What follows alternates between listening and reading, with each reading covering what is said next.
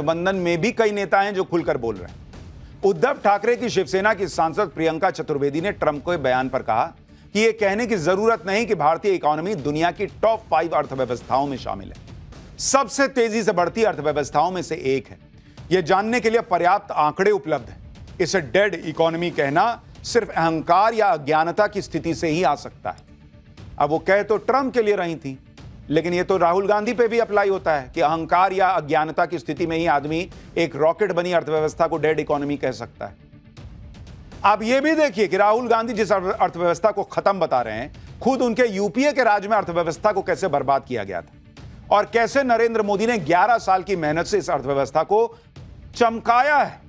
अगर आप नरेंद्र मोदी और यूपीए के टाइम की अर्थव्यवस्था की हालत देखें तो साल 2004 से 2014 के बीच औसत महंगाई दर 8.2% रहती थी, जबकि मोदी सरकार में 2014 से 2023 के बीच औसत महंगाई दर 5.5% है। यूपीए में तो 10% भी क्रॉस कर गई थी। नरेंद्र मोदी राज में कभी महंगाई डबल डिजिट में गई ही नहीं। साल 2005 से 2014 के बीच औसत जीडीपी पर कैपिटा पीपीपी देखें तो $3,889 था, जबकि 2015 से 2023 के बीच में यह बढ़कर $6,016 हो चुका है। साल 2005 से 2014 के बीच कुल एफडीआई $305 बिलियन, 2015 से नवंबर 2023 के बीच कुल एफडीआई $595 बिलियन। यानी चाहे विदेशी निवेश हो, प्रति व्यक्ति आय हो, चाहे महंगाई दर हो, हर मोर्चे पर नरेंद्र मोदी ने परफॉर्म करके दिखाया और यूपीए के राज में जो अर्थव्यवस्था थी उससे बेहतर अर्थव्यवस्था को बना दिया। और राहुल गांधी कह रहे हैं कि डेड इकोनॉमी है। ट्रंप कह दिए तो कह दिए कि हां डेड इकोनॉमी। जो इकोनॉमी इतनी शानदार तरीके से चल रही है उसे डेड बताना सिर्फ और सिर्फ एजेंडा हो सकता है, और ट्रंप का यही एजेंडा है। और उस एजेंडे को हवा देने में राहुल गांधी जुट गए, जबकि ट्रंप की बौखलाहट तो साफ साफ समझी जा सकती है। डोनाल्ड ट्रंप ना तो अपनी शर्तों पर भारत से ट्रेड डील करवा पा रहे हैं, ना ही वो भारत को रूस से तेल और हथियार खरीदने से रोक पा रहे हैं। ट्रंप को लगा था कि वो जैसे ही भारत पर 25% का टैरिफ ठोकेंगे भारत झुक जाएगा, नरेंद्र मोदी फोन करने लगेंगे, लेकिन ऐसा कुछ हुआ ही नहीं। मैंने आपको कहा यह नरेंद्र मोदी का नया भारत, फ्लावर समझा क्या, ये फायर है बॉस, ये नया भारत।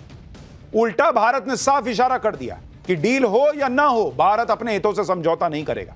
इससे ट्रंप की बौखलाहट और बढ़ गई तो वो डेड इकोनॉमी बोलने पर आ गए। पर भाई वो तो डोनाल्ड ट्रंप अपने देश के फायदे के लिए बोल रहा है, राहुल गांधी को अपना देश नहीं दिखता है। दूसरी तरफ ट्रंप ने रूस से व्यापार करने पर भी भारत को धमकाया था, पेनल्टी लगाने की धमकी दी थी, लेकिन भारत ने उसका भी लोड नहीं लिया।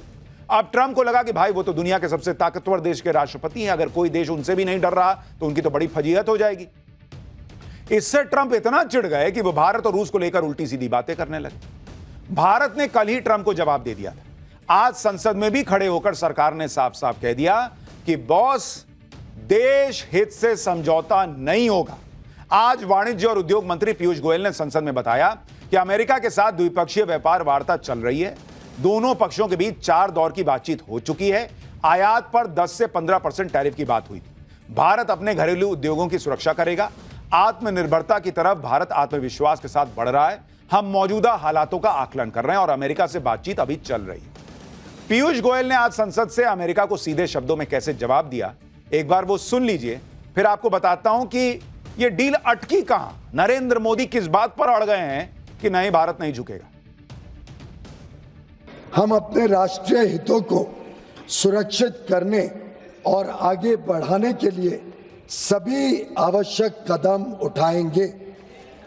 मात्र 1 दशक से भी कम समय में भारत फ्रैजाइल 5 अर्थव्यवस्थाओं में से निकलकर दुनिया की सबसे तेजी से बढ़ती प्रमुख अर्थव्यवस्था बन गया है।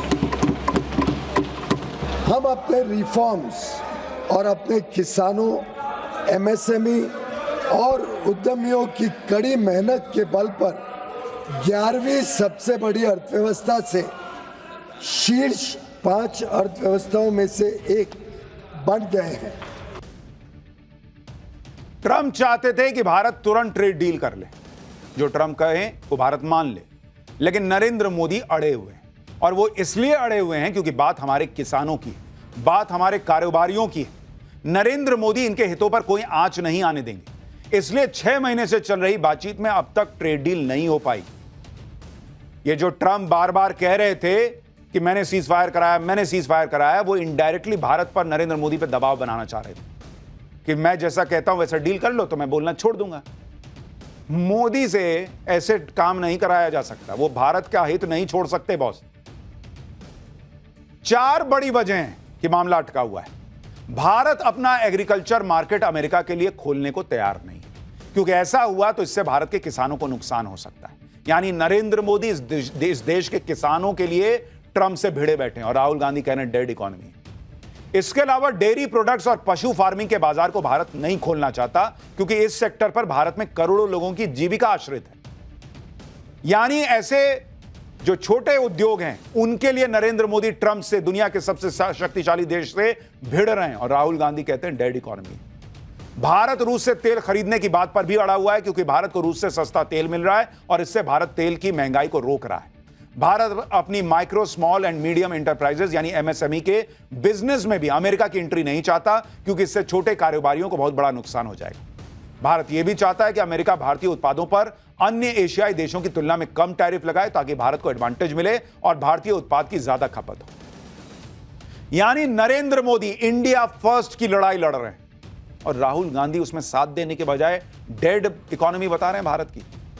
यानी डील होगी तो ट्रंप की शर्तों पे नहीं होगी, नरेंद्र मोदी की शर्तों पर, भारत की शर्तों पर डील होगी। जहां तक टैरिफ लगाने की बात है तो ऐसा करके ट्रंप खुद ही अपने पैरों पर कुल्हाड़ी मार रहे हैं। ट्रंप खुद ही अमेरिका को बर्बाद कर देंगे और अमेरिका की इकोनॉमी को ही डेड बना देंगे, क्योंकि टैरिफ लगाने से अमेरिका में भारत जो सामान भेजता है वो महंगा हो जाएगा। इस सामान की बड़ी कीमत अमेरिका की जनता को ही चुकानी होगी। आप देखिए कि भारत अमेरिका को क्या क्या सामान बेचता है। 2024 के दौरान भारत से अमेरिका एक्सपोर्ट किए गए प्रोडक्ट्स की अगर लिस्ट देखें तो 70,947 करोड़ रुपए के फार्मास्यूटिकल प्रोडक्ट्स गए, 56,933 करोड़ रुपए के टेलीकॉम प्रोडक्ट्स गए, 46,422 करोड़ रुपए के जेम्स और ज्वेलरी यानी कीमती पत्थर गए, 35,036 करोड़ रुपए के पेट्रोलियम प्रोडक्ट गए, 24,525 करोड़ रुपए के ऑटो पार्ट्स, 28,028 करोड़ रुपए का सोना और मेटल की ज्वेलरी, 24,525 करोड़ रुपए के रेडीमेड गारमेंट, 24,525 करोड़ रुपए के लोहे और स्टील से बना सामान। अमेरिका में यह सारा सामान अब महंगा होने वाला है, तो वहां ऑलरेडी महंगाई ज्यादा है, इकोनॉमी धीमे धीमे घोंगे की स्पीड से रगड़ रगड़ के बढ़ रही है, और तुम अपनी पब्लिक पे डाल दोगे कि भारत से जो सस्ता सामान आता है उसको तुम महंगा खरीदो। पब्लिक आप ही को गाली देगी ट्रंप साहब।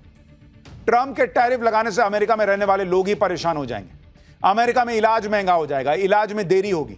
आप सुनिए, चैंबर ऑफ कॉमर्स से जुड़े chairman of medical tourism Dilip Kumar खुद बता रहे हैं कि अमेरिका को उल्टा पड़ जाएगा यह मामला। Especially the medical equipments, pharmaceuticals and disposables are mostly coming from the India, because whatever the market of America is dependent upon the Indian and China.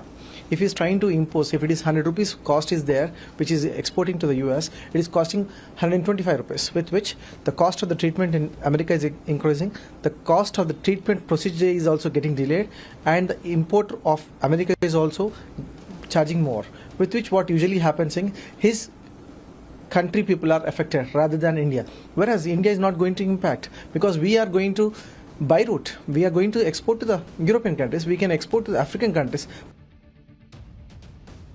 भाई भारत के पास पहली बात तो यह है कि हमारे पास खुद अपना इतना बड़ा बाजार मौजूद है। दूसरा, जैसा वो खुद ही बता रहे हैं एक्सपर्ट्स कि भाई भारत दूसरे मार्केट तलाश लेगा।